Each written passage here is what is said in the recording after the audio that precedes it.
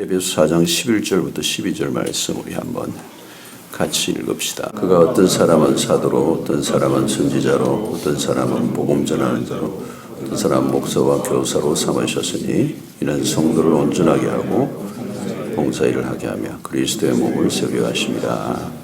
아멘. 자, 우리가 이제 시작을 합니다.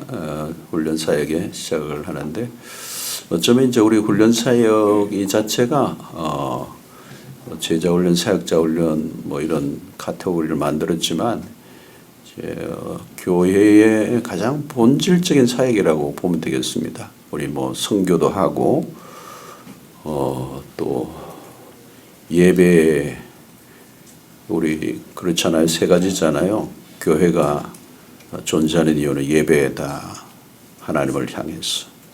업리치죠. 예, 하나님을 향하여. 또 복음 전가하는 거, 이웃을 향해서 복음을 전가하는 거. 또 교회가 또 교회다워지게 하는 이제 훈련 사역. 이 세 가지인데 결국은 하나님을 참으로 예배하게 하려고 하면 훈련이 필요하죠. 예, 그리고 복음을 전가하는 공동체가 되려고 하면 역시 훈련을 해야 됩니다. 어쩌면 이제 세 가지가 다 중요한데 그 모든 게 가능하게 하도록 하는 센터에 이제 훈련이 있다고 보는 거죠. 그리스도의 사람을 성도를 온전하게 세우는 일. 온전하게 세우지 않으면 진정한 예배 공동체 될 수도 없고 정인 공동체도 될 수 없고 이렇게 부실해지는 겁니다.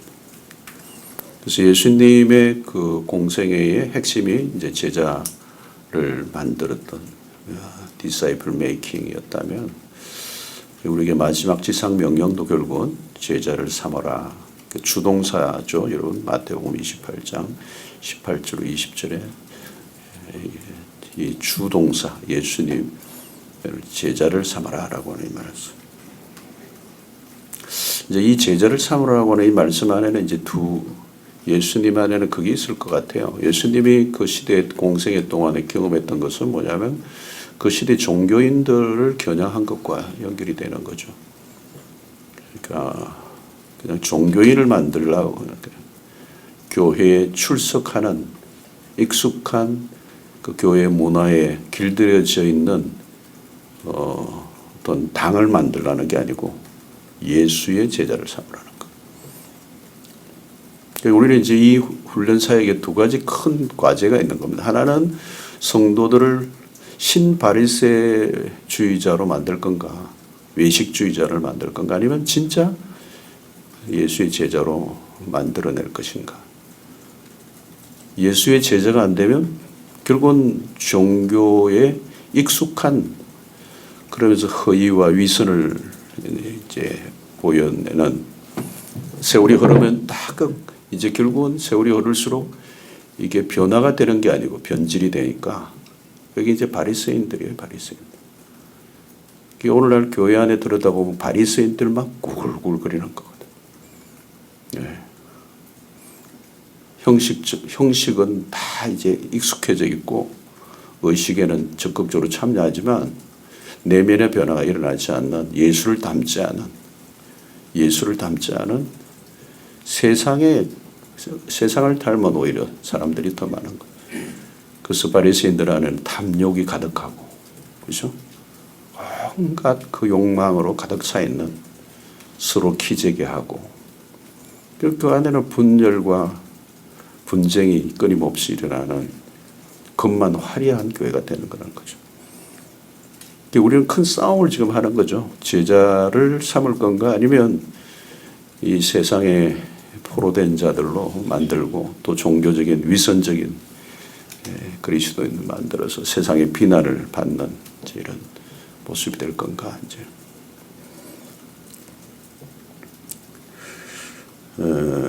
그래서 오늘 우리의 핵심은 우리를 세우신 목적이 성도를 온전하게 하여.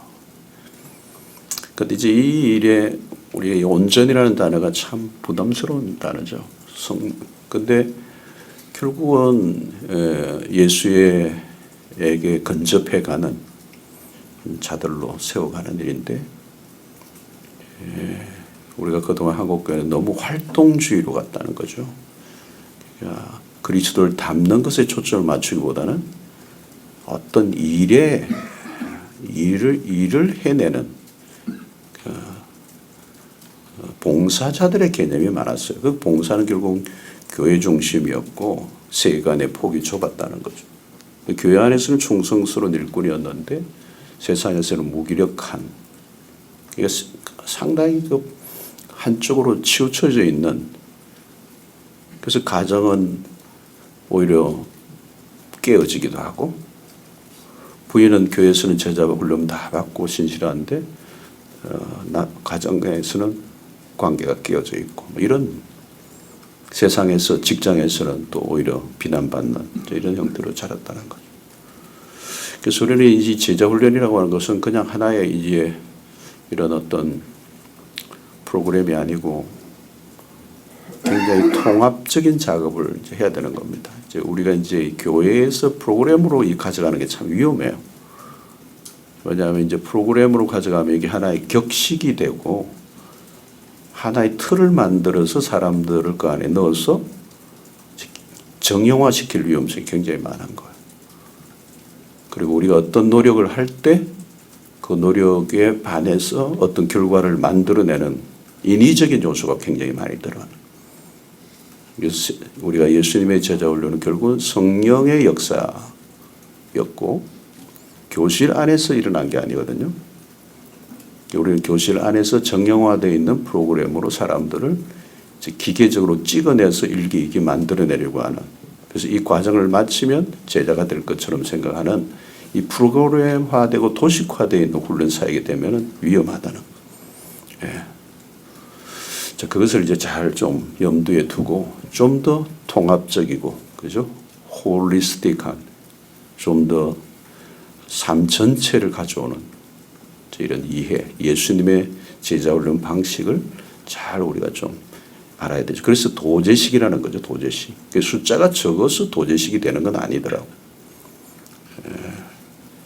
철저하게 인격 대 인격과 마주치는 굉장히 그 치열함이 있는 작업이 이제 훈련 사역입니다. 그래서 앞으로 여러분들이 해보시면 알지만 이 훈련 사역을 해보고 여러분들의 목회의 미래를 볼 수 있습니다. 뭐 이건 뭐 설교하고도 다르고 뭐 다른 것 같은데 하여튼 이 훈련 사역 안에 모든 게 다 담겨 있어요. 제가 보기에 이 소수와의 여러분들이 어떻게 그분들을 어느 정도 수준까지 이끌어낼 것인가를 보면서 또 그 안에 어떤 변화가 일어나는가를 보면서 여러분들이 앞으로의 미래 목회가 완전히 픽처가 다 들어있어요. 이게 1년 내가 하는 게 이걸 보면서 여러분들이 미래를 목회를 다 진단할 수가 있어. 뭐 나한테 묻지도 마세요. 그게 다 들어있어요. 저거 꺼버리죠. 히터. 날씨가 굉장히 오늘 따뜻해가지고. 그래서 좀 한 해 동안 또 여러분들이 몇 년 동안 이제 하시면서 또 참 실험을 좀 많이 해야 될 것 같아요. 저 오늘은 첫날이니까 뭐 기본적인 것들만 좀 다듬어 봅시다. 첫 번째 우리 제자 훈련의 목표는 목표가 뭐냐? 이 성도를 온전하게 하여라는 말씀이죠. 이 온전하게 한다는 이 온전의 그 모델은 목표는 예수 그리스도죠, 그렇죠? 예수 그리스도를 닮게 하는 것, 그리스도의 제자가 되게 한다는 것, 이게 중요한 것입니다.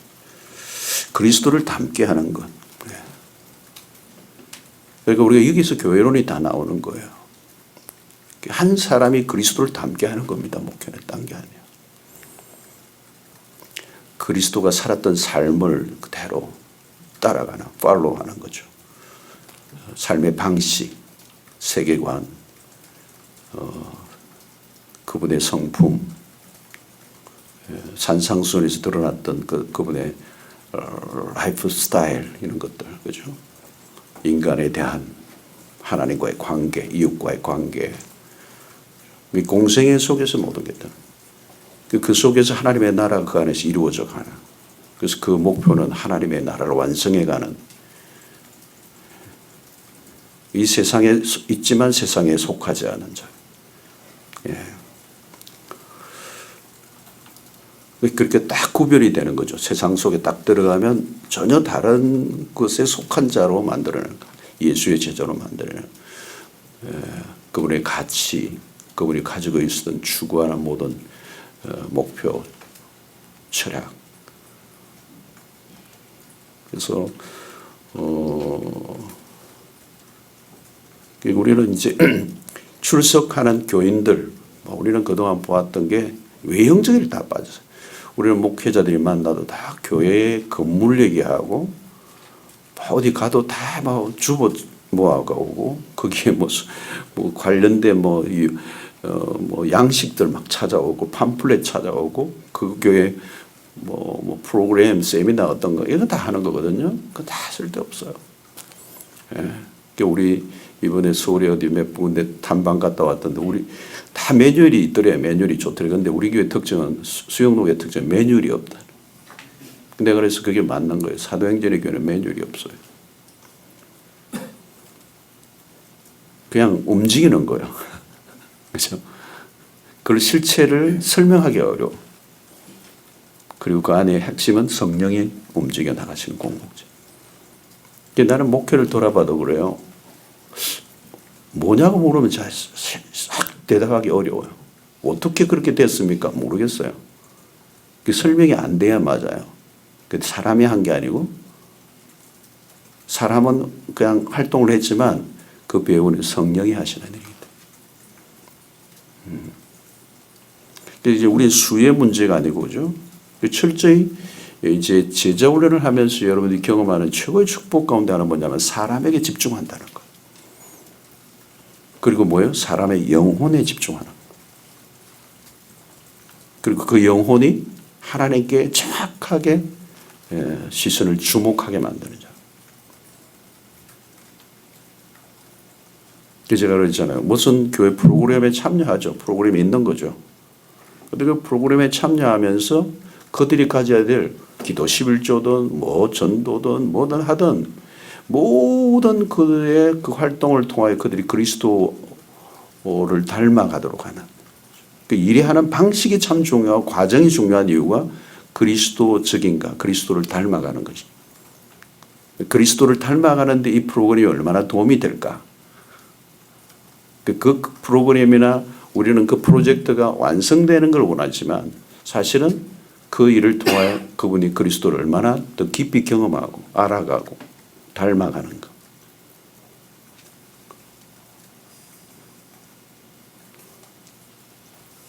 그래서 우리가 아마 사역을 하면서 제자훈련이에요. 제자훈련 전체가 다 제자훈련. 그러니까 1년 과정, 2년 과정에 들어온 사람은 프로그램 안에 들어와 있는 제자훈련을 하는 거고 그 외에 참여하지 않은 사람은 그 프로그램 바깥에서 제자훈련을 하고 있는 거예요. 그러니까 목회 전 영역이 그리스도를 닮아가게 하는 거라는 거예요. 그러니까 이 제자훈련 코스에 안 왔다고 그분이 제자훈련 제자가 아닌가 그러지는 않아요. 제자예요. 그리고 제자훈련인데 강도나 태도나 이 어떤 포션이나 이런 게 다를 뿐이에요. 그러나 우리 모든 영역은 우리 교구에 있는 내가 만나는 사람들을 그리스도를 닮아가게 하고 그리스도의 제자가 되게 하고 소속감과 정체성을 정확하게 이해시켜주고 하는 영역은 우리의 모든 목회 영역이 된다.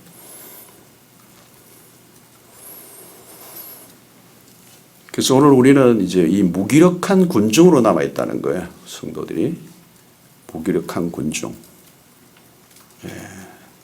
우리의 목회가 그 교인들의 수준을 낮춘 것도 있고 또 우리의 교회론 자체가 여기에서 좀 더 너무 교회라고 하는 그리고 그것도 굉장히 눈에 보이는 이 건물로서의 교회, 조직으로서의 교회만 세워나가는 이 성장주의가 대세였기 때문에 그런 문제들이 많이 있었던 거죠. 그래서 막상 이제 세상과 맞붙여 보니까 이게 게임이 안 되는 거예요. 이게 밀리는 거예요, 우리가. 그죠? 세상 안에 들어가서 세상을 변화시켜야 되는데 세상에 그냥 속화되어 버리는 이런 형태가 이제 일어난 거죠. 예수의 제자가 아니고 세상의 마귀의 제자가 되어가지고. 예. 우리 그런 책들 팬인가 예수의 팬인가 아니면 제자인가 그런 거죠. 막 따르기는 하고 환호도 하고 헌금도 했는데 결국은 보면 다 세상에 다 속해 있고 그냥 예수라고 하는 존재에 대한 그냥 좋은 호감을 가지고 따를 뿐이지 헌신을 하지 않는. 자, 우리는 이 제자 훈련에 대한 오해 중에 첫 번째가 교회 성장의 방법론이 아니다. 방법론이 아니다. 제자 훈련 이것은 방법론이 아니고 교회론 중에서도 본질의 문제다. 이걸 우리가 이해하고 있어야 됩니다. 그래서 우리는 수의 논리를 극복하지 않으면 이제 불가능합니다. 한 분이 그죠? 거의 뭐 하루 다 하나 뭐 거기 준비하고 하면 하루 그죠?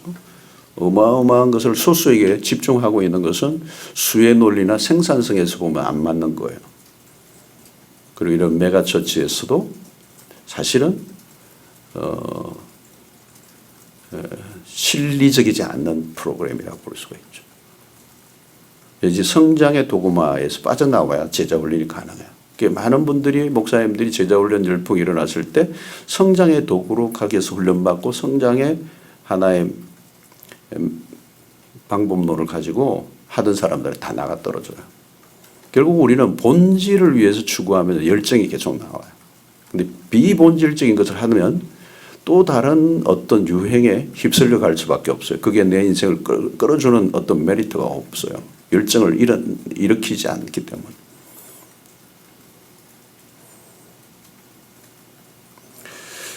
그래서 잃어버린 한 마리의 양을 찾기 위해서 나 한 마리를 두고 한 마리를 찾아 나갔던 한 영혼에 대한 집중력, 소수에 집중하는 것은 이 제자 훈련이 성장주의에서 빠져나와야 가능하다. 자, 제자 훈련은 성경 공부가 아니죠, 여러분. 자칫하면 성경 공부로 가기가 쉬워요. 아주 쉬워요. 이렇게 지식적인 것으로 가는 거예요. 한국 교회 안에 반지성주의가 있었어요, 여러분. 자, 무조건 믿으라는 거죠. 막 그냥 따지지 말고 믿어, 묻지 마. 이게 반지성주의예요. 그것도 위험해요. 지성주의도 위험한 거예요. 지적으로만 흐르면 어떻게 머리가 커지잖아요. 몰랐을 때 무식해서 싸운 거 하고요. 또 알고 싸우는 것도 무서워요. 예. 그러니까 굉장히 무서운 싸움이 한국 교회 안에 있어요. 많이 깨어났는데 너무 깨워가지고 또 안 자고 막 싸우고 이러면 문제가 생기는 거죠. 그러니까 여기 제자 훈련은 성경 공부가 아닙니다, 여러분. 그러니까 들어온 사람들이 훈련받으러 들어온 사람들도 성경 공부를 조금 더 심화시키는 걸로 이해하고 들어온 사람들이 있어요. 그 아니라는 걸 알려줘야 돼. 지금 알고 있는 것으로 충분하고 알고 있는 것을 살아내는 것, 그 싸움을 하는 거예요. 그래서 믿는 것과 아는 것이 하나 되게 하는 거고 이론과 실제의 균형을 잡게 하는 거예요. 그래서 이 제자 훈련은 성경 공부가 아니라고 하면 아는 것을 실행에 옮기는 거잖아요. 그러니까 대가지불이에요. 이게는 제자도의 핵심 중에 하나가 뭡니까? 대가지불이잖아요.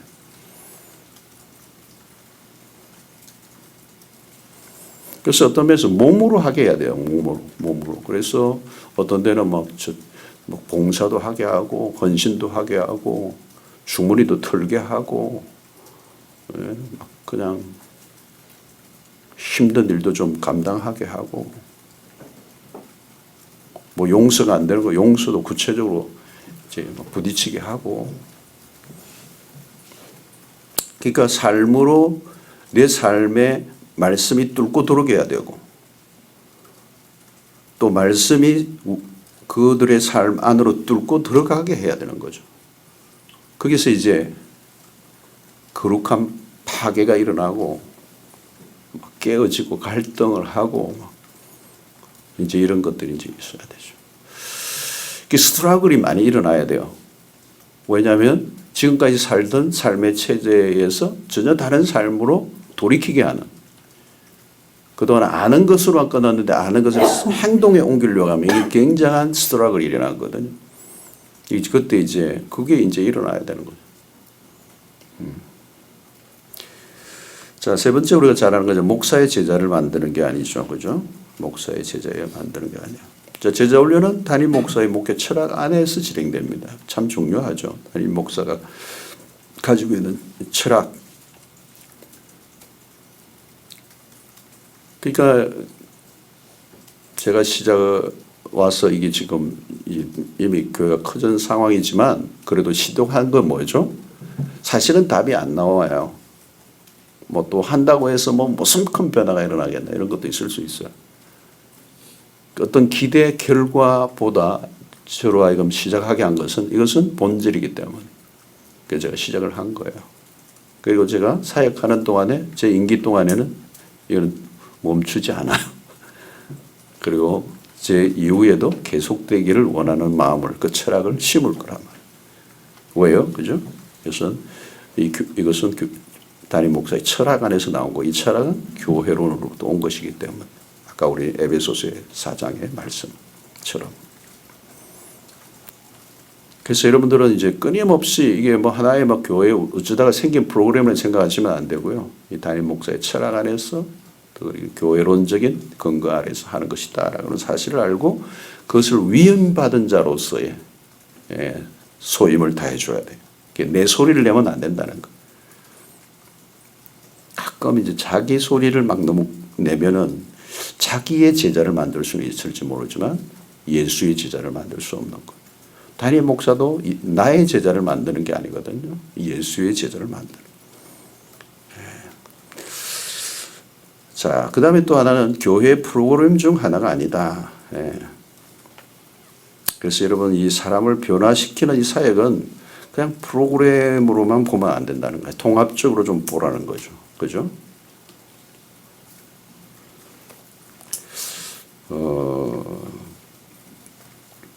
그래서 여기에서는 우리가 좀 더 모든 것을 좀 걸 필요가 있어요.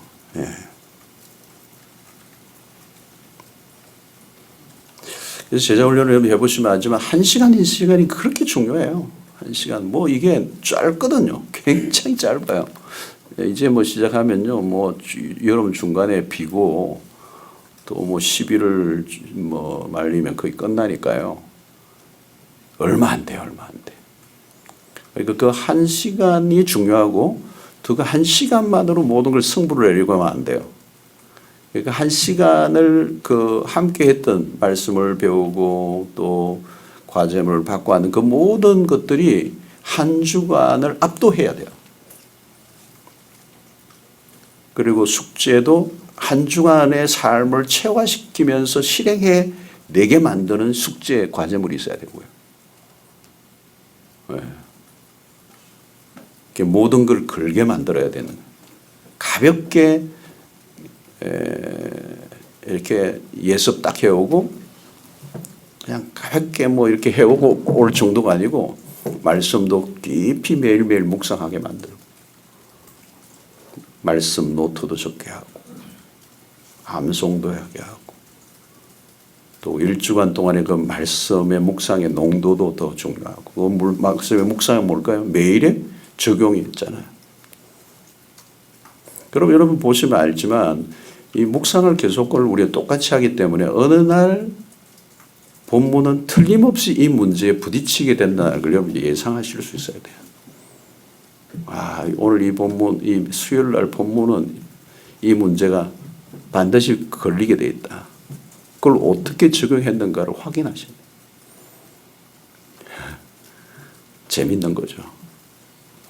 말씀 묵상을 평소에 목회자가 먼저 깊이 있게 하셔야 돼요. 그리고 그 말씀의 세계로 일주일 동안 모든 제자들이 따라오도록 만들고 보게 만들고 적용하게 만들고 같이 그것을 가지고 불꽃 튀기는 쉐어를 하고 거기에서 일어난 어떤 실패와 성공에 대한 얘기들을 모두가 보면서 와우 이렇게 해야 돼요.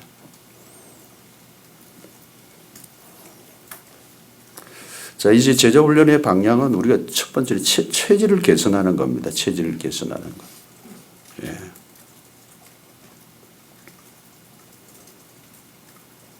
그 한 사람이 가지고 있는 독특한 자기화된 포맷돼 있는 게 있거든요. 그 훈련 사회가 뭐냐? 이 포맷을 해체해버리고 새로운 포맷을 하는 거.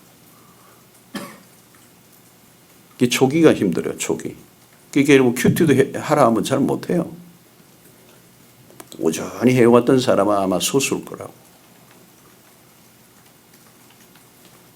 먼저 하나님의 말씀의 인도를 받는 이런 것들, 또 기도를 체질화하고 묵상을 체질화하고 뭐 남을 섬기는 것도 체질화되고 뭐 모든 게 이게 체질화되게 만드는 새로운 이 영적 체질로 바꿔나가는 작업이기 때문에 자, 이것은 굉장히 힘든 거예요. 사실은 여러분 체질을 잘 안 바뀌어져요. 대체적으로 그냥 살던 대로 살지. 체질이 못 바꾸죠, 사실은. 그래도 우리는 영적으로는 이 체질을 바꿀 수 있다는 거예요. 고비를 넘겨야 돼요. 이 저항하는 사람들과 싸워야 되고요. 그래서 아주 온유함이지만 아주 비수를 가지고 은근히 밀고 당기는 밀당이 이 제 훈련생들하고 계속돼야 돼요. 초반기에 이게 조금 좀 세다는 느낌이 와야 돼요, 여러분. 초반기에 느슨하면 나중에 더 못 당겨요. 초반기에 여러분이 긴장을 하고 훈련생들과 마주해야 돼요. 그렇다고 해서 겁을 줄 필요는 없어요. 그리고 가능하고 할 수 있다라고 하는 자신감을 풀어주면서 격려하면서 밀어붙여야 되는 거예요. 당근과 채찍이 필요하던데. 예. 그 아버지의 이미지도 있으면서 어머니의 이미지도 가지고 있어야 되는 거거든요. 어떤 데는 약간 아닙니다라고 하는 거 선을 분명히 꺼줘야 돼요. 그렇죠? 어떤 것은 좀 용납을 해주기도 하지만 뒤로는 품어주고, 그렇죠? 어떤 데는 약간 스트롱하게 밀고 가기도 하고 이게 있어야 돼요. 그게 없으면 기준이 모호하잖아요. 그러면 뭐 경계선이 다 무너지고 그냥 나중에는 뭐 중요한 결정을 내릴 때는 인도자가 선을 꺼줘야 돼요. 그렇죠? 그리고 어떤 것은 뭐 총무에게 맡겨도 되고 어떤 것은 합의해서 해도 되고. 목회란 게 그래요, 여러분. 예. 목사가 딱 기준을 잡아줘야 되는 게 있고 그냥 뭐 너무 다 알아서 하라 해도 맡길 수 있는 거죠.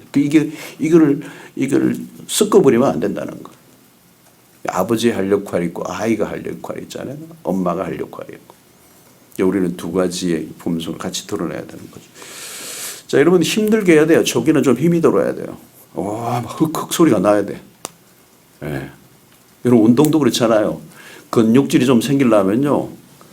아, 힘들어. 이게 운동이라는 것은 힘들게 하는 거예요. 예. 그 요즘 나도 이제 이 담배를 가지고 이제 근육 운동을 이제 근육 소모가 되기 때문에 근육 운동을 계속해요. 근데 이게 포기하고 싶은 거지. 계속 해야 되는 거예요. 계속 해야 돼요. 그래서 그 안에는 충돌이 일어날 수밖에 없어요. 예. 근데 내가 이 충돌이 일어나는 건 자연스러운 거고요. 긴장감이 있어야 돼요, 여러분. 긴장감. 텐션이 없으면 안 돼요. 훈련은 텐션이 있어야 돼요. 그러고 율법주의적으로 접근하면 안 되죠. 그 안에 사랑이 있어야 되는 거예요. 내적인 동기는 사랑이고 또 우리가 이것을 향해서 가야 될 목표가 무엇인지를 정확히 알려줘야 돼요.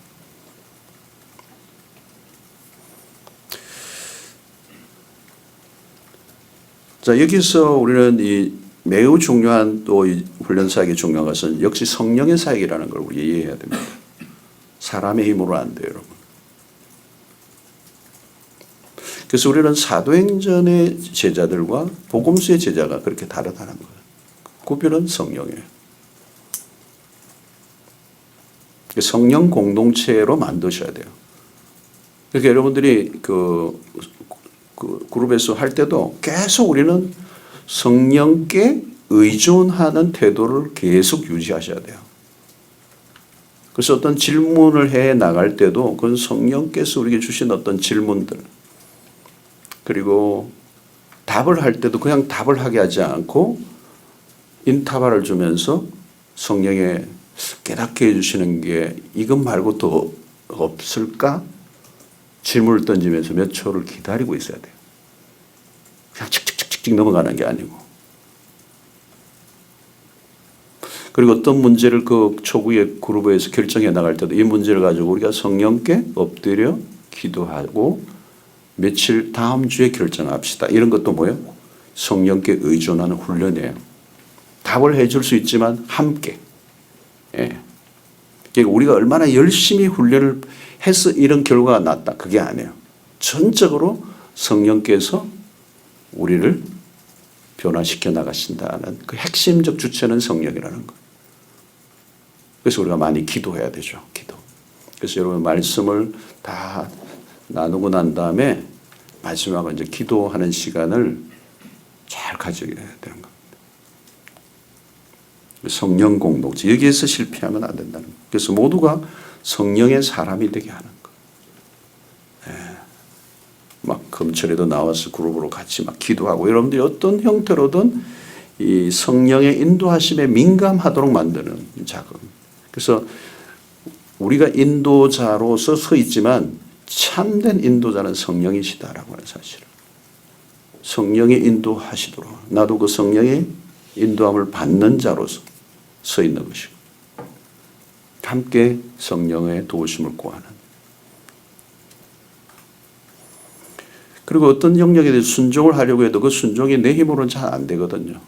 그래서 기도하면서 순종할 용기를 얻고 마침내 순종을 하고 순종을 했더니 주어진 축복이 어떤 거에 대한 감격을 함께 나누는.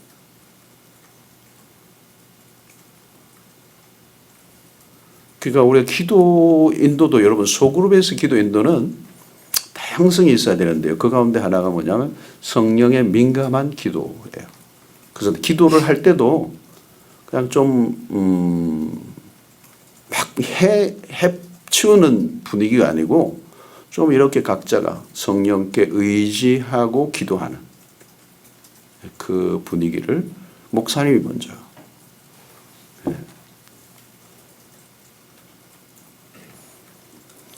자, 세 번째는 넘어가고요. 인도자가 좀 가져야 될 초점 몇 가지 우리 좀 기본적인 것을 좀 살펴보면 첫 번째는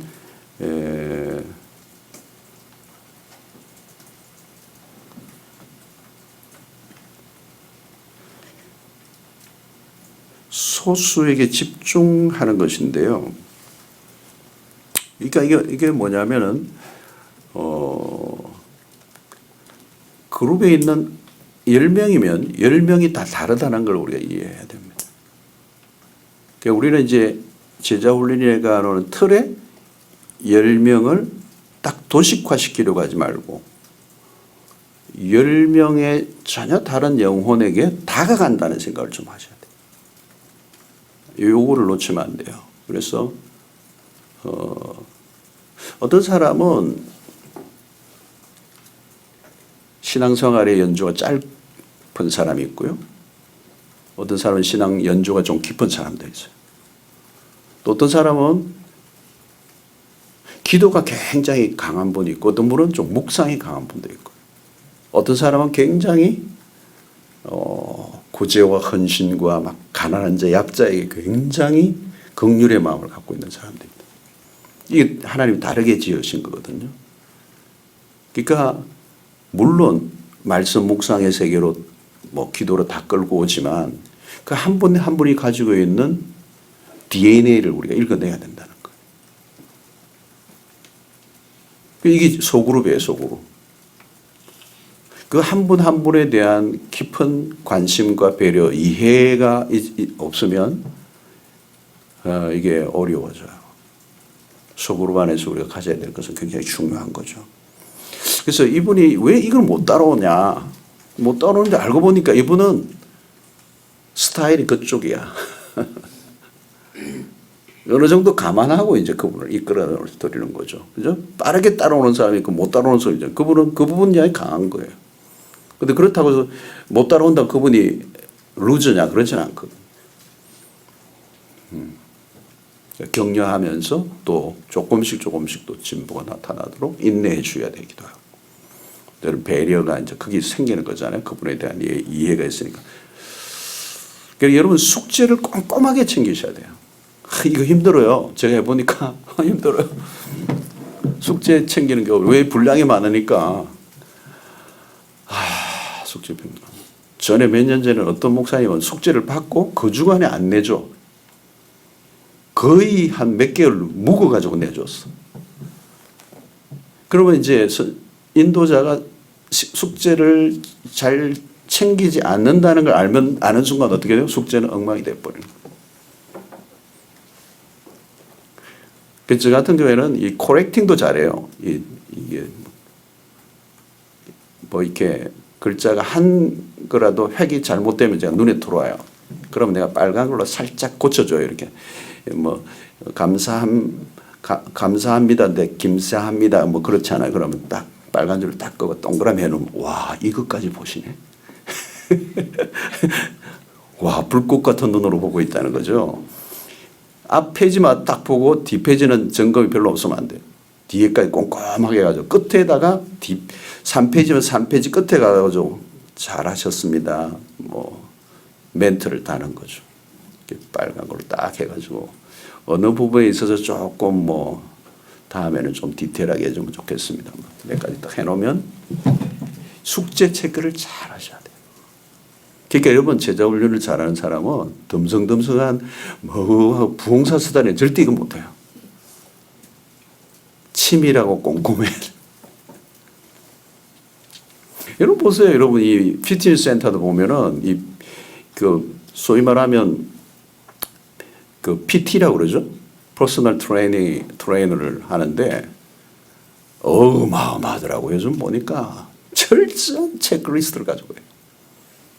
이 건축이라는 사람의 건축이라는 것도 이게 어마어마한 종류가 있고 거기에 맞는 그 체질에 맞는 그 체형에 맞는 또 그가 원하는 피트니스를 하는 이유가 뭔지에 대한 목적에 따라서 많은 게 다 달라요. 그러니까 PT를 하는데요. 와, 엄청나게 비싸더라고. 그거는 부자들이라 하지 아무나 못합니다. 어마어마하게 비싸요. 그러니까 우리가 그런 거하고 똑같아요. 초기에 여러분들이 그분들 한 분 한 분을 분석을 다 하셔야 돼요. 재밌을 거예요. 한번 해보세요, 여러분. 내가 보니까 이번에 봉준호 감독도 그 만화를 옛날에 그렸대. 만화로 그죠? 그렇게 디테일하게 한 거예요, 디테일하게. 모든 걸 만화로 그려낸 거예요.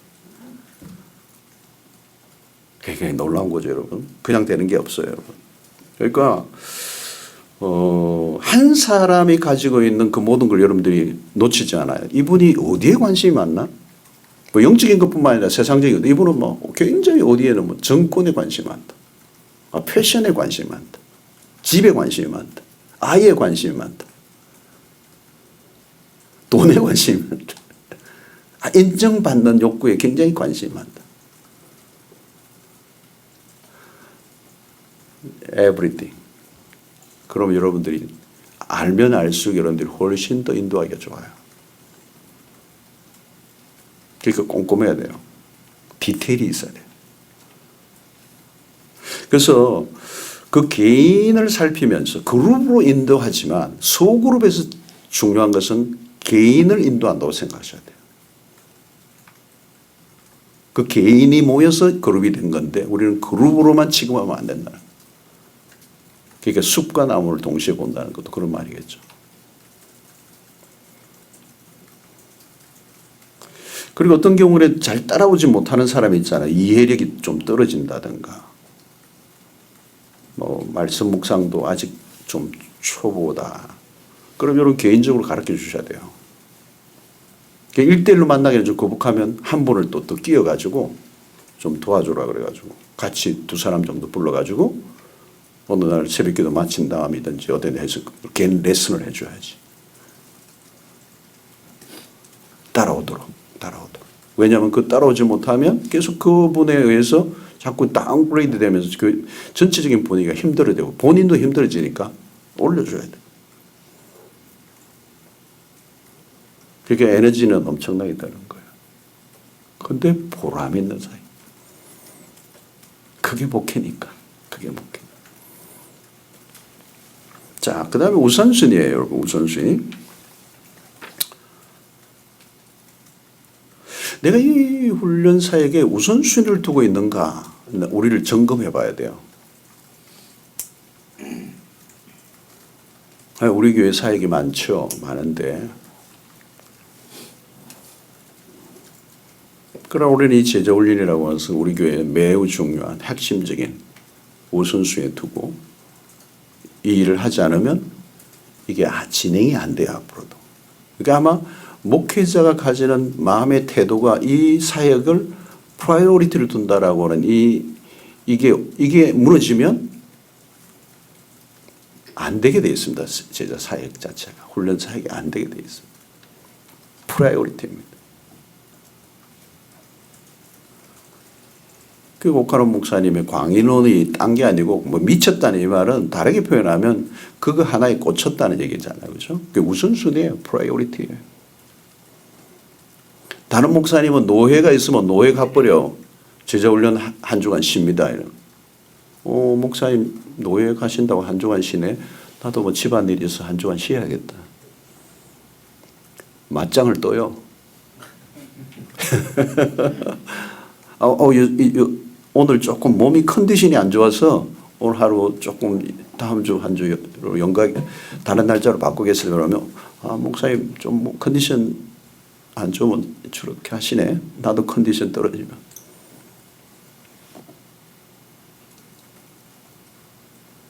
그러니까 목회자는요, 딱 정한 시간 전에 정한 장소에 지각해보세요. 목회자가 훈련사에 가는데 지각해봐요.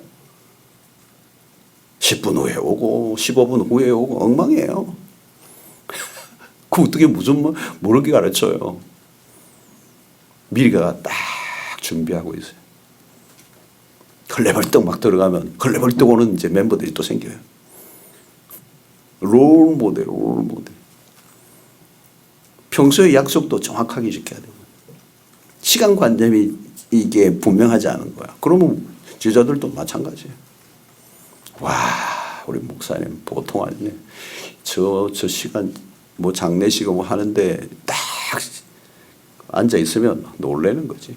그게 레슨이에요, 여러분. 레슨 삶을.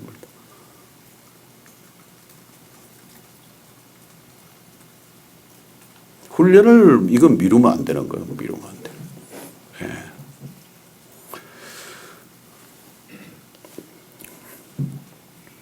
딱 이제 이 장례식간, 이 장례식은 어떻게 할 수 없는 거죠, 그렇죠? 근데 장례식 갔다 와서 바로 해야지. 예. 시간을 조정하면 장례식 앞부분에 좀 당기고 막 이래가지고 적당하게. 이게 제자 훈련은 어떤 것에도 밀리지 않는다. 이게 이제 있어야 되고,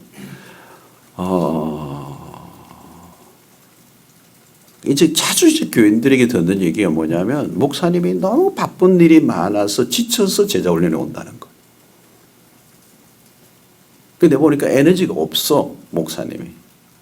그게 쳐낸다는 거, 쳐낸다는 거. 그러니까 우리가 보니까 안쓰럽다. 여러분, 교인들에게 불쌍한 모습 보이지 마세요. 가기 전에 다른 데 막 지쳐갔더라도 세수 한번 하고 로션 다시 한번 바르고 머리 탁 다시 매만지고 눈이 반짝반짝하게 들어가야 돼요. 오늘 내가 여러분들을 내 태양이 뜨고 가장 먼저 만난 사람들은 당신들인 것처럼 피곤하면 생기도 없고 막 웃음기도 별로 없고 막 쭉쭉쭉쭉 해나가는데 여러분 거기 앉아있는 그 제자생들 훈련생들 굉장히 참 민망해요. 그러면 이거 막 그냥 하지 말지 차라리. 피곤하다는 얘기를 너무 많이 한다는 거예요. 얘기지 그게 어려운 거예요. 힘들고 피곤하죠. 그러니까 이제 컨디션을 여러분들 조절을 하십시오. 참 쉽지는 않은 일이에요. 이해도 되고 그렇긴 한데 이왕 들어가서 하는 거니까 그죠? 마음을 바꾸고. 이제 성도들이 참 눈치가 빨라요. 딱 목사님을 보면 이분은 여기에 걸고 있네. 여기에 뭘 걸고 있는구나. 여러 개 중에 하나인가 보다. 이제 이걸 이제 교인들이 느끼는 거니까요. 목회자 열정이 참 중요하죠. 저렇게 피곤함에도 불구하고 막 마지막까지 투혼을 다하는 이런 모습, 이런 것도 참 멋있는 거죠, 사실은. 예. 자, 그리고 그 다음에 우리 세 번째는 초점은, 우리 제자 훈련 초점은 변화라는 거죠. 변해야 된다. 참 이게 최고의 과제예요. 우리 훈련사역이나 목회 최대 과제인데, 과연 사람이 변하는가라고 하는 거예요. 여러분, 이 질문을 여러분들 한번 던져보세요. 과연 사람은 변하는가? 진짜 변하는 거 맞나? 체인지가 아니고 트랜스포메이션이 되는가? 껍데기가 아니라 정말 본질적 속성적 변화가 일어나는가?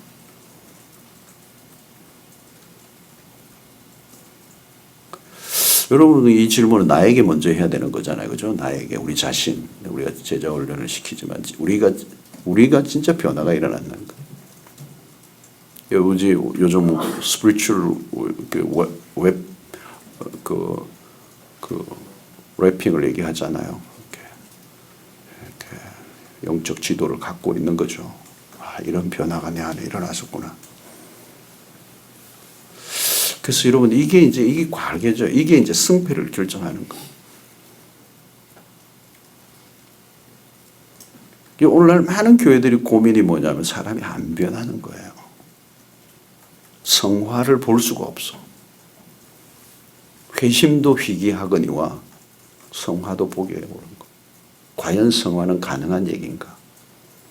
여러분, 이게 지역 로컬 처치 교회 안에 들어가서 이 부분은요, 어마어마한 주제예요. 변한 척 하는데 진짜 변했는가?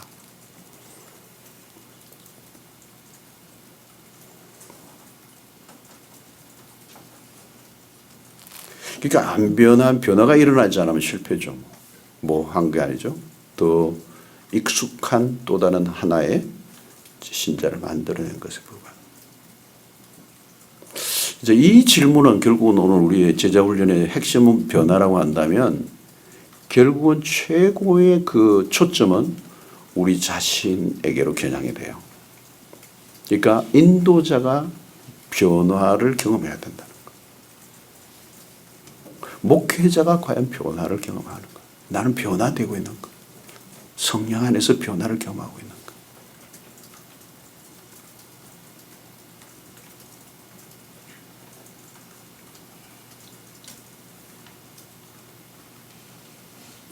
변화된 사람이 변화를 하게 하는 거죠. 그죠? 도구가 되는 거예요. 그래서 이제 그룹 안에서 한 분이 어떤 이제 뭐 하여튼 과정을 통하여 막 깨지고 막 변화가 막 일어나요. 이제 초기 뭐 이렇게 한 4개월, 5월 이는 안에 막 초기에 그런 일이 일어나요. 그러면 이제 어마어마한 이제 시너지가 일어나요. 그게 이제 소위 말하면 도미노 현상을 일으켜요. 깨어진 사람이 또 다른 사람을 깨뜨리죠. 그 소그룹의 상승작용이라 상승작용이에요.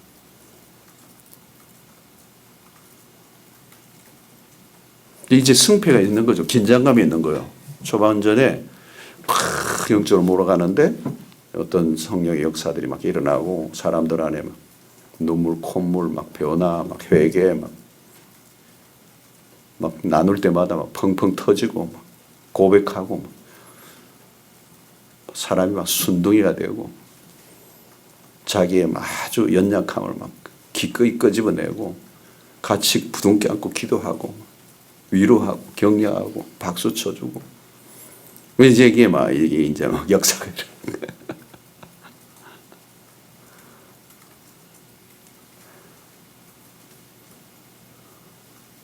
변화입니다, 여러분.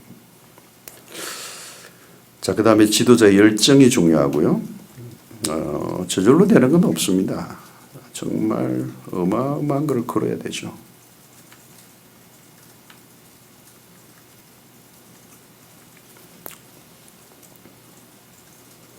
이 파토스가 있어요. 파토스, 열정이라는 생명을 걸어야 되는 거죠. 교육자의 희생이 드러나는 대목입니다. 이 희생이 필요합니다. 많은 에너지를 써야 돼요. 참 그런 것 같아요. 한 사람을 마주치고 그 한 사람의 생애와 내가 만나서 말씀으로 이렇게 부딪혀서 어떤 이야기를 만들어내고 또 하나님의 역사를 경험해 간다는 것은 어마어마한 일이잖아요. 근데 이게 그냥 되는 일은 아니거든요. 이게 이제 소그룹이 힘든 것 중에 하나가 뭐냐면 어떤 사람의 개인의 문제가 어떤지 그게 깊이 있게 이제 오픈되기 시작하기 때문에 내가 그걸 안 들어서면 되는데 그걸 듣는 순간 그건 나에게 부담으로 다가오게 되겠죠. 죽음을 내가 모른 채 하고 외면할 수 없는 현실이 와요. 거기에서 이제 교육자가 어디까지 그분과 관계 속에서 그를 돕고 섬기고 기도하고 감정이입이 되고 함께 공유하고 고통을 같이 나눌 건가요? 이 문제가 되는 거죠. 그게는 뭐예요? sacrifice가 들어가는 거라는 거죠.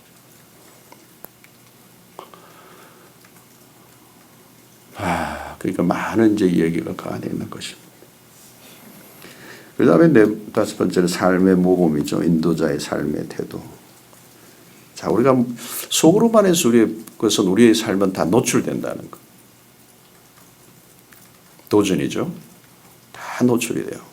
숨길 수가 없어. 숨길 수. 그러니까 강단에서 설교만 하면 참 편한데 속으로 안에 들어가면 진짜 불편한 거. 그런데 저는 이게 참 중요하다고 생각해요. 속으로 안에 들어가지 않으면 목회자는 자기 자신의 진실을 얼마든지 숨길 수 있어요. 위선이 가능하다는 거죠. 강단에서만 사역하는 저 같은 직업은 소그룹에 안 들어갔잖아요. 위험한 구조예요. 좋지 않아요. 그래서 저 같은 경우에는 이제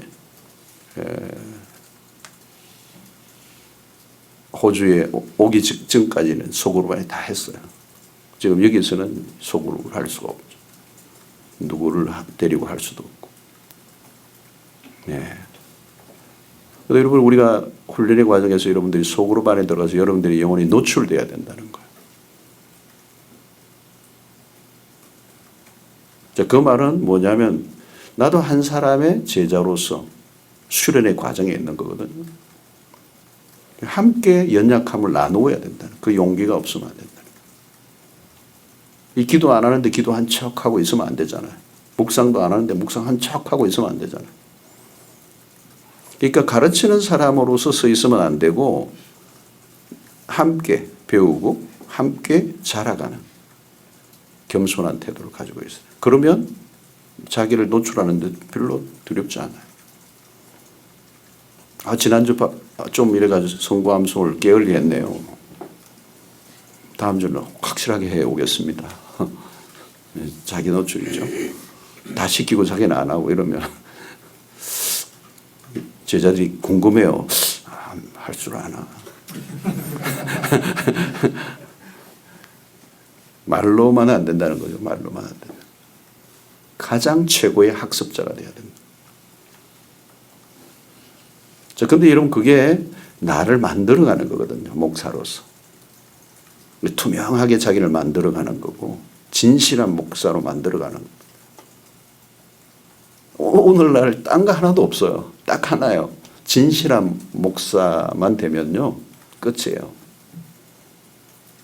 그 반대편에 뭐가 있어요? 위선이 있잖아요. 근데 우리는 위선 쪽으로 치우쳐 있기가 90% 이상 쉬워요. 목사의 위선이 문제죠. 이 소그룹에서 그것을 다 극복해 가야 된다. 소그룹 안에서 위선하고 있잖아요. 아무 일도 일어나지 않아요. 헛수고요. 헛삽질한 거예요. 얼마나 내가 진실할 건가는 용기가 필요한 거고 복음 안에서 우리가 가져야 되는 태도죠. 결국은 우리는 예수를 닮게 해야 되지만 그들이 1차적으로 닮는 대상은 인도자예요. 우리. 그 역할 모델이죠. 우리는 역할 모델로 서 있는 겁니다.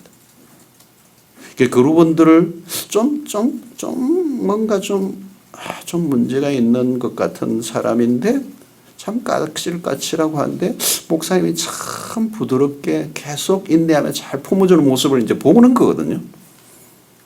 다 잘라버리자 그러는데 목사님이 굉장히 그렇게 사랑으로 품어주는 모습 인내하면서 그걸 보는 거란 말이에요. 다 보는 거라. 어떻게 하고 있는가를 보는 거거든요. 겸손이라는 과제를 공부한 것보다 겸손이 무엇인가를 나를 통하여 보여준 게 훨씬 더 메시지가 강력해지잖아요. 저게 참 교육자 목사님이신데 티 안 내시고 참 이렇게 우러나오는 겸손이라는 게 있잖아요. 그렇죠? 우러나오는 겸손. 예수님 어떻게 따르는가를 누구를 통해 1차적으로 봅니까? 우리를 통해서 보게 되는 거예요.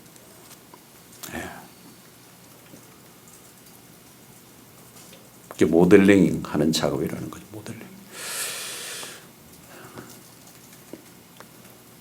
자, 제자훈련에서, 사역훈련에서 우리 이제 인도하는 이제 방식에서 그래서 이 이 훈련 사역 제자 답 통칭입니다. 관계 중심이에요. 관계 중심.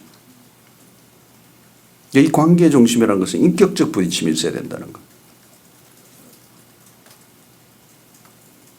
주일날 우리가 많은 사람을 대할 때는 그냥 의무적인 만남으로 끝날 수밖에 없는 만남이 많아요.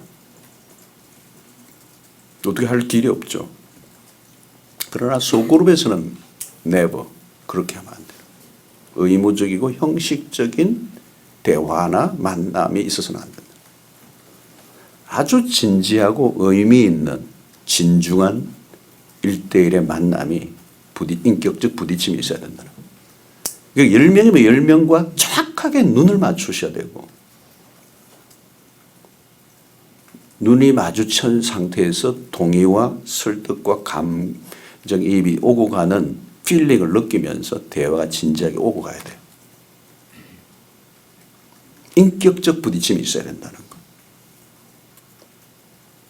학원 강사와 지금 이렇게 수강생의 만남이 절대 아니죠. 유능한 가르침을 받으러 온 게 아니고 인격적 부딪힘을 통하여 우리는 교감을 통하여 레슨이 오고 가야 된다. 이제 그러려고 하면 수직적 관계가 아니에요. 수평적 관계. 그러니까 넥타이를 풀고 들어가는 거거든요. 넥타이라는 말은 권위주의적 상징이죠. 이게 어떤 면에서 풀고 편안하게. 내가 완전한 사람이고 다 넥스들은 민성숙한 사람이기 때문에 내가 너희들 좀 가르쳐야 되겠어. 그게 조금이라도 들어가 있으면 위험한 거예요. 그렇다고 해서 교육자의 권위가 상실되는가? 그렇지 않아요.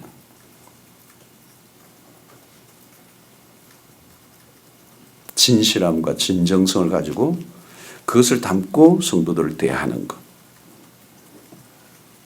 그래서 결국은 인도 목자와 그리고 훈련생과의 인격 대 인격 그리고 훈련받는 사람들과의 1대1의 서로의 관계들 이 관계성 속에 일어나는 케미가 결국은 그룹의 분위기를 결정하고 그 그룹의 분위기에 따라서 제자훈련의 승패가 결정된다. 그 분위기. 이 관계성의 친밀성을 상승시켜 가야 된다.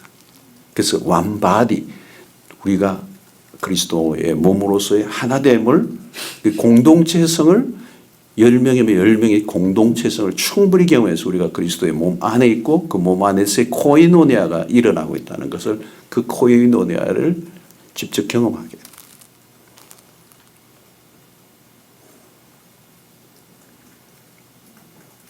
그러면 여러분 좋은 것들을 함께 나누게 되죠. 말씀만 나누는 게 아니고 다 나눠요.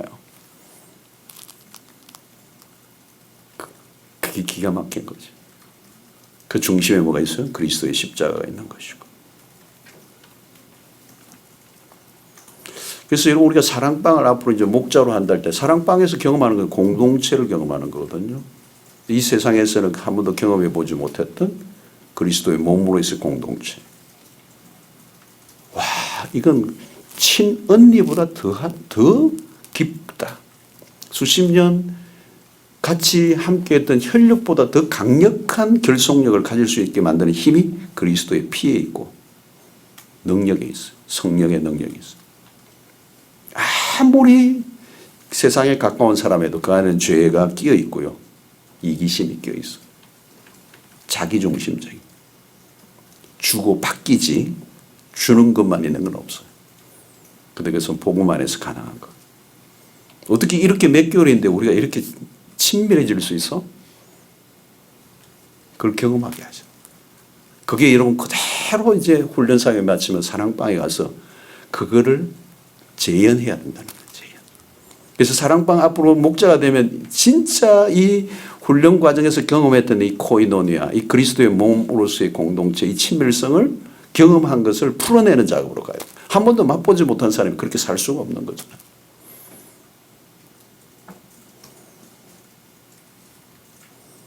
이 그룹 안에 이 오묘한 이 조합, 이 케미가 훈련사에게 핵심입니다. 거기에 보면요, 언니 같은 사람도 나오고요. 막 풀어내는 사람도 막 생겨요. 이제 막 주머니 막 풀어요.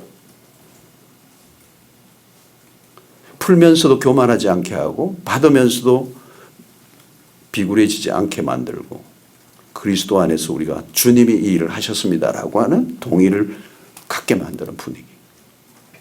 그 중심에는 복음이 있어야 된다는 거죠. 아무도 난처하지 않고 그러면서도 모두가 서로를 솔브하는.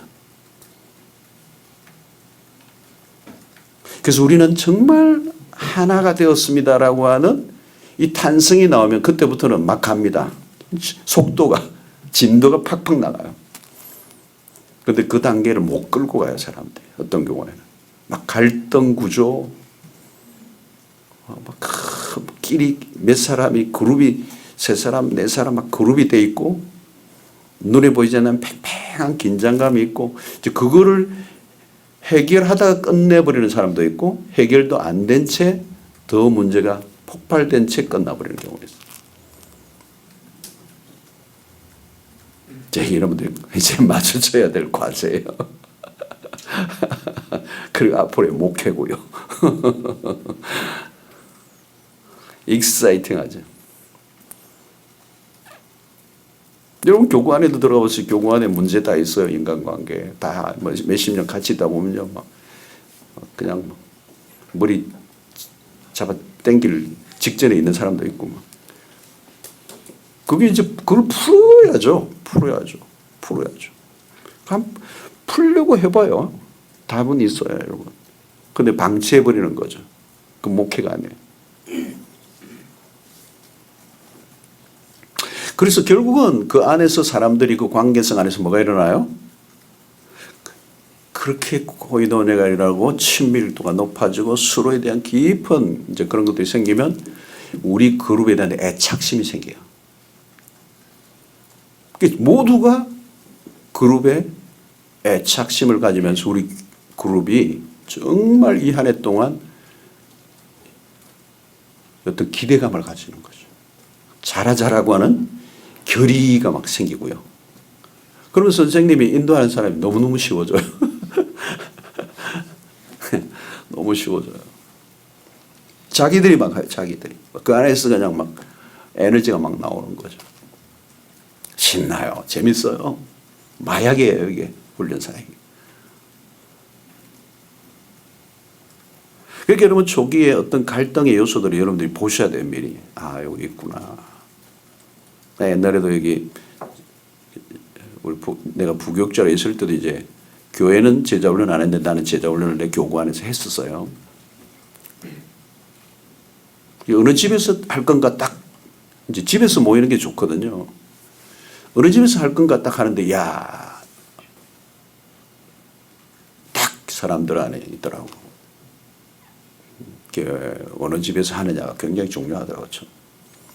한 집이 계속 오픈하기로 했는데 이제 그 당시 남촌동 그 아파트 단지 그 좀 타워 아주 바닷가 보이는 넓은 집이어야 되니까 했는데 또 조금 이제 경제적으로 좀 어려운 쪽에 있는 분들은 그런데 오는 게 또 거북스러운 거예요. 그러니까 이 빈부의 격차가 있는 것도 이 기생충도 그렇지만 이 세계적인 이슈예요, 이슈. 공동체 안에 그게 이슈라고. 여러분들이 목회 현장에서도 그 이슈예요, 계속. 그런 걸 보면서 이제 목회자가 캐치를 해야 돼요. 심리적 내면에 아무도 말을 안 하는데 이미 그럴 수밖에 없는, 세팅될 수밖에 없는 심리적 건조를 읽어내야 돼요. 그게 목회예요. 그리고 그걸 어떻게 풀어낼 거냐. 자, 그게 이제 여러분들 과제입니다. 그리고 아까 얘기했지만 두 번째는 이 오픈니스. 이 오픈니스는 다른 말로 브로큰니스와 똑같아요. 그 오픈하는 거는 자기를 깨뜨리는 거거든요. 특별히 자신의 삶의 아픔과 실패, 고통 이게 나와야 돼요.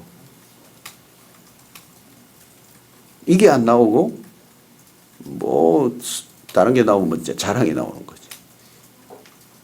허식이 나오고 막 세상적인 막 이런 게 나오는 거예요. 그럼 큰일 나는 거예요. 그래서 여러분 이 좁은 방 안에서 한 10명이 서로의 아픔과 연약함과 실패를 끄집어내면 놓으면요, 이 긴장감이 극도로 올라가요. 이번 오픈한다는 건 굉장히 위험한 거거든요. 이거는 여러분들이 다음에 또 뭐 속으로 인도법에 여러분들도 많이 아시겠지만 굉장히 많은 테크닉이 필요한 부분이에요. 그 고통을 어디까지 노출하게 내둘 건가. 왜냐하면 그 안에서 은혜가 넘칠 때는 막 했는데 돌아가면 내가 미쳤지. 그리고 또 다른 사람에게 또 그게 막 흘러가고 이러면 이제 그냥 끝나버리죠. 그러니까 첫 한 2달 정도 이 여러분 새로운 그룹이 만들어서 이 부분을 실험해야 돼요. 어디까지 나눌 거냐는 거죠. 나누는 건 오픈니스예요. 결국 나눔이에요. 나눔이 모든 걸 결정해요. 그 나눔은 결국은 질문을 통해서 시작이 되는 거고. 그 질문이 1, 2, 3. 한 질문에서 그 질문에서 답을 하고 답을 한 데서 한 번 더 질문하고 그 답에서 또 한 번 더 들어가면 한 3번 들어가면 깊이 들어가요. 그리고 한 바퀴 돌면요. 1시간이에요. 그러니까 질문을 잘하는 게 인도자의 최고의 역할이고요. 그래서 끄집어내게 하는 데에 안 끄집어내면 그 문제는 문제로 있는 겁니다. 그 끄집어내게 해야 되고 그 문제 앞에서 가족사도 나오는 거고 과거에 또 동료와의 관계, 교회 안에서의 목회자의 상처 다 나오죠. 남편과의 관계, 돈 문제, 세금 문제, 속임 문제 뭐 별 얘기가 다 나와요. 심각한 얘기도 나와요. 이제 은혜가 넘치면 이제 나오죠. 근데 어떤 경우는 이제 클로즈된 상태 속에서 질문이 이게 답을 오픈을 잘 안 하잖아요. 그럼 그걸로 끝나는 거예요. 성경 공부예요, 그러면. 그거를 이제 터지게 만드는데 제일 역할을 해야 될 사람은 인도자예요. 이게 제일 힘든 거예요. 제일 힘든 거예요. 훈련사에 가면서. 목사님이 전혀 자기를 오픈하지 않아. 아무도 오픈 안 해요. 그러니까 먼저 목사님 옷을 벗어야 돼. 그리고 이제 총무면 총무, 핵심적인 사람들이 이제 오픈하기 시작하면 이제 다른 사람은 용기를 가지죠. 나도 해도 되겠네. 초기에 여러분 그 서약 하나요? 비밀 지키기? 그 서약하는 거, 저 서약서를 내야 되는데 초기에. 우리 그룹 안에서 나누었던 얘기가 바깥으로 발설되지 않도록 서약하는 거. 그거 하셔야 돼요. 그래야 마음 놓고 해요. 예. 이게 훈련사에게 백미는 여기에 있습니다. 나눔에 있어요. 그리고 나눔의 깊이가 모든 걸 변화를 결정해요. 오픈한 것만. 숨긴 것은 변화가 없는 거예요. 그대로 살겠다는 거거든요. 그래서 우리 서로를 이제 다 오픈하고 나면 서로가 투명해지잖아요. 그러면 서로의 진실함을 믿으니까 대화하기가 쉬워져요. 다 가면 하나씩 쓰고 와가지고 자기 하고 싶은 얘기만 싹 하고 끝나잖아요. 그럼 무슨 일이 일어나요? nothing. 아무것도 일어나지 않아요. 가면 집에 가면 딱 벗고 아휴 혼났네 이러면서 비밀을 털어놓을 뻔했어.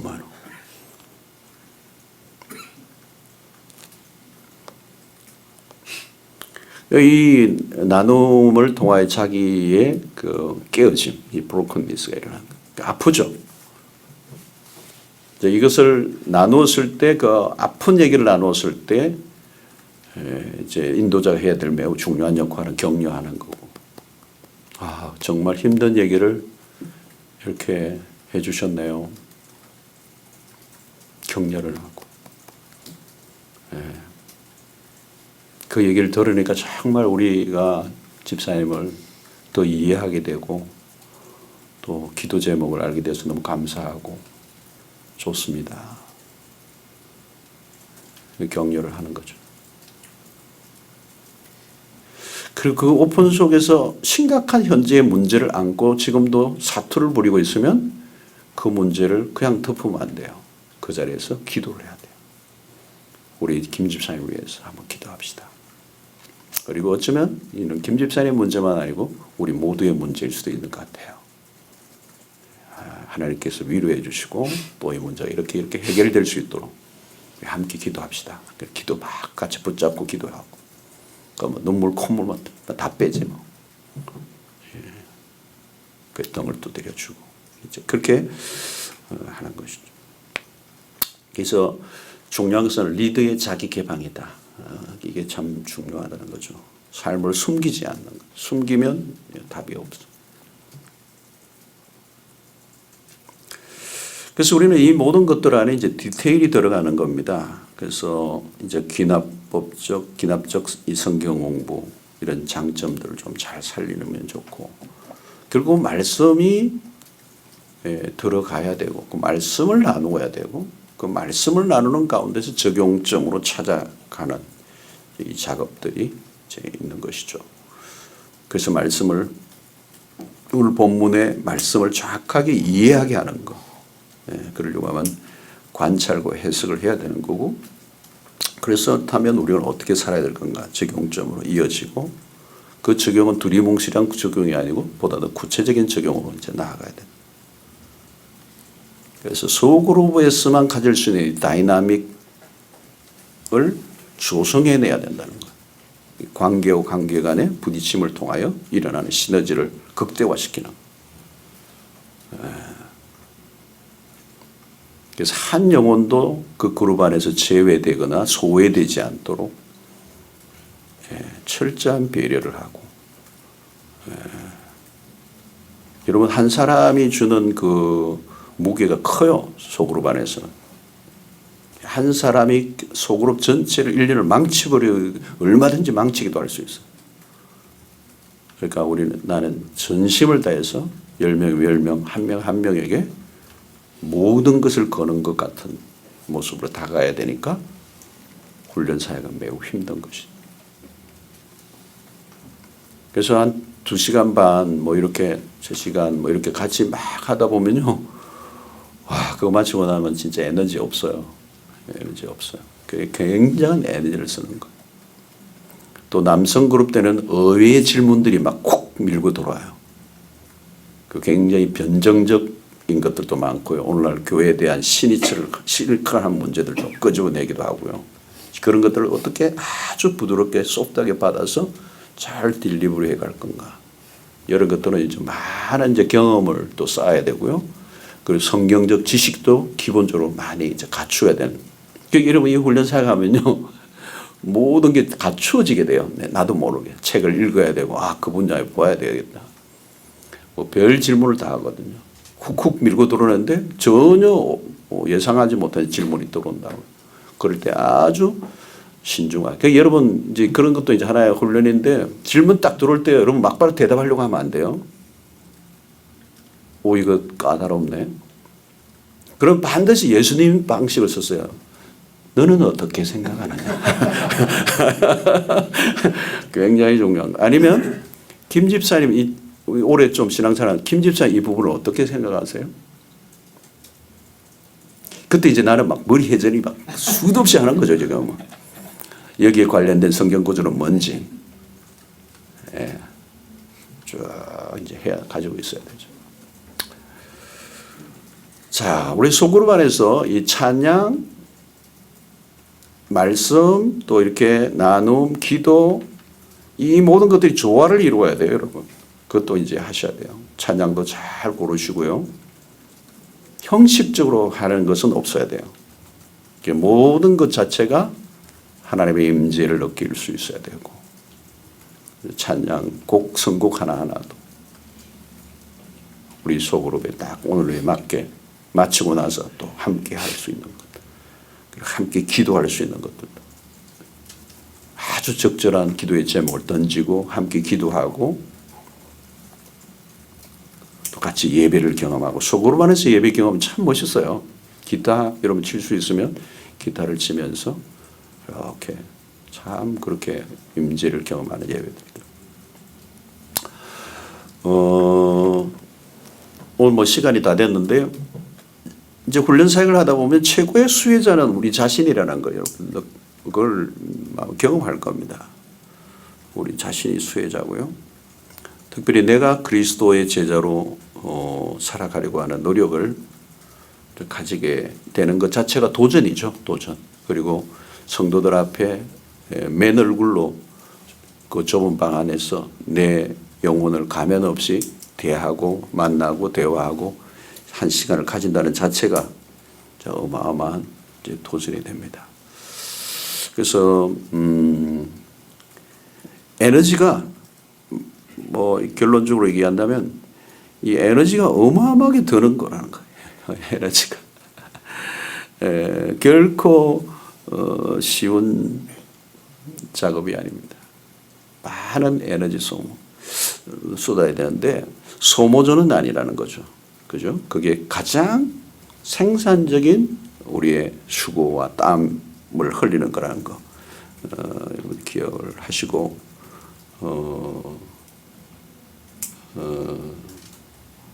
인도자의 투혼이 좀 필요해요. 투혼. 이렇게 여러분들 그 뭐 제일 그 알려진 게 오카노 목사님의 광인론 있잖아요, 그죠? 다른 거 하나도 들을 거 없고 광인론 하나만 제대로 들으면 요즘 뭐 어떻게 들을 수 있나요? 책이 있나요? 어디요? 파일? 음성 파일. 안 들어본 사람? 다 들어봤어요? 광인론? 이 분위기가 뭔지 모르겠는데 꼭 들어보세요. 네.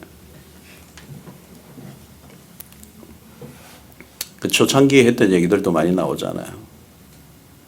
사모님과 그 뭐 낡은 차 데리고 사모님과 애 업고 있는데 길바닥에 버스 타고 가라고 그러고 당신은 훈련생들 데리고 픽업해가지고 어디에 들어가지고 훈련시키고 참 사모님 얼마나 상처를 입었겠네.